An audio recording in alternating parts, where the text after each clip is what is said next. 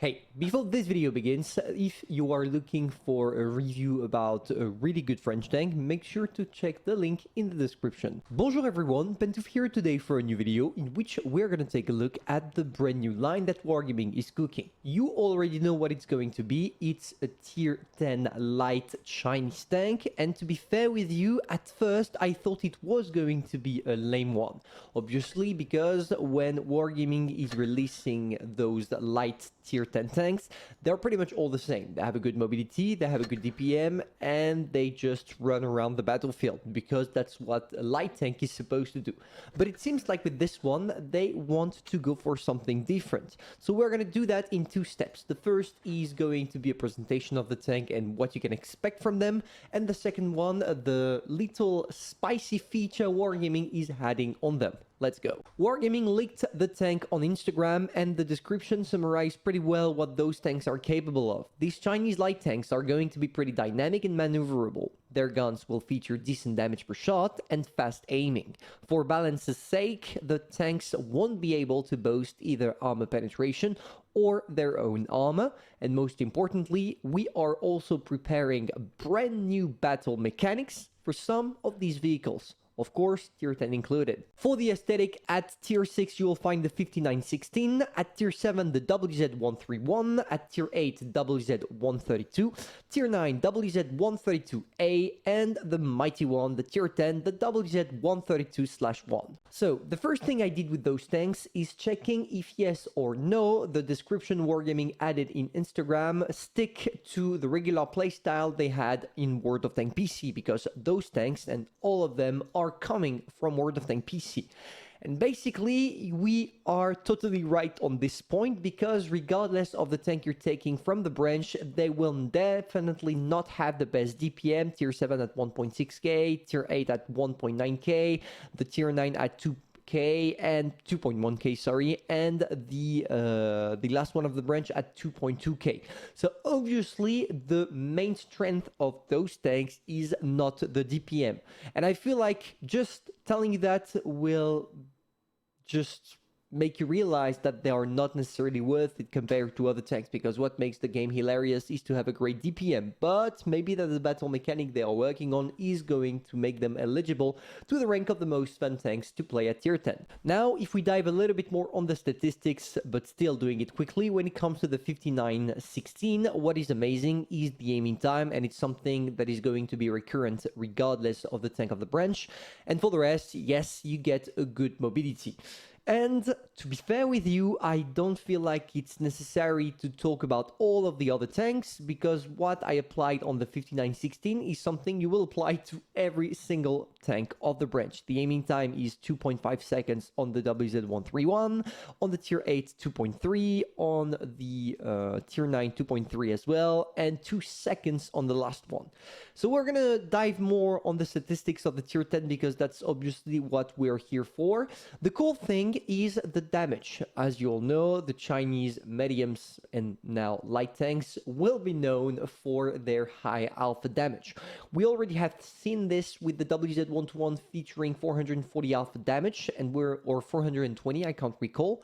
And now we're going to see it with the first light tank in the game to hit such a high damage, if we put aside the Sheridan, because the Sheridan is a little bit special, because Wargaming, as they said, wanted a light tank that resembled a gunshot or shotgun, sorry. Now here we still have a reliable gun with a pretty good aim time, and to be fair, 2 seconds of aim time to inflict 390 damage means that this tank will have a laser gun, and what we have the closest to this is the T-34-3. My bad. We're not going to take a look at the T-34-3, but the WZ-121, because for this video it's a tier 10, so it matches a little bit better the already existing tier 10, but soon to be tested WZ-132/1 that Wargaming is about to implement. So basically, what you can expect from that new Chinese line, at least what is going to make them different, is the playstyle. Because you're going to have something that has a strong turret, a good aim time, and a high alpha damage, but to balance it, a bad DPM, and other stuff that we don't necessarily care about in this video. What does it tell you about the playstyle? That you are supposed to be a hit and hide tank type of thing. Basically, as you only have 2 seconds of fully aim time, it means that you can shoot extremely fast your shells while at the same time being extremely precise. And this is the kind of things that will get you to play in quick shots, snapshots, and things like that. It's probably going to be the exact same as the WZ121 as I'm currently playing right now. You see that bang, you can snap your shells without staying too much in the same area, and therefore people can't afford to snap some shells at you. Of course, in order to do that, they need to make it have a good gun depression, and we don't know nothing about this yet because it's really changing from World of Tanks PC to World of Tanks Blitz on this factor. Same for the alpha damage. Maybe that it's not going to be 390, maybe it's going to be 350, maybe it's going to be 420. We don't know yet, and we will have to wait to see.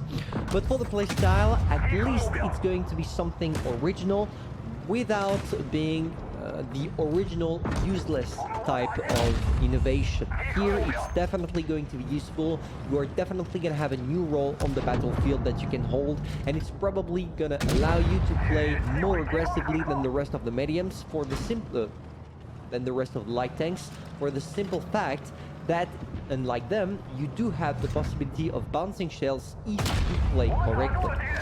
So yeah, expect something definitely for good players, because usually this type of playstyle is reserved to those kind of players. Now that being said, what kind of mechanism is Wargaming cooking for this one? To be fair with you, I have no idea. I remember we had the T100 light that featured the spot for 10 seconds mechanism every time you shot someone and penetrated. But when it comes to the Chinese, I don't necessarily know what they are going to go for. Obviously, it's not going to be something that will increase the alpha damage. Maybe that it's probably going to be something, in my opinion, if they want to match the playstyle, something that allows you to become unspotted after being spotted. You know, you have 10 seconds length during which you are permanently spotted. But I feel like the mechanism is going to be allowing you to get unspotted much quicker, which would be logical considering the type of playstyle Wargaming is cooking. But it's only an idea, and I don't know yet what this tank is going to look like. So guys, if you have any ideas, feel free to tell me in the comments so we know what you think, and maybe that one of you is going to have the right answer. And hopefully you enjoyed. If that's the case, feel free to subscribe, like, and share. Tell me in the comments if yes or no you are going to be hyped for those tanks, knowing that if Wargaming starts talking about them right now, it's probably going to be the next line for 2023. So you can expect them either in January or February, because usually when it comes to Christmas, Wargaming is too occupied to implement a new line. So hopefully you enjoyed. If you did, you know what to do, and I'm going to see you soon for a new video. Bye.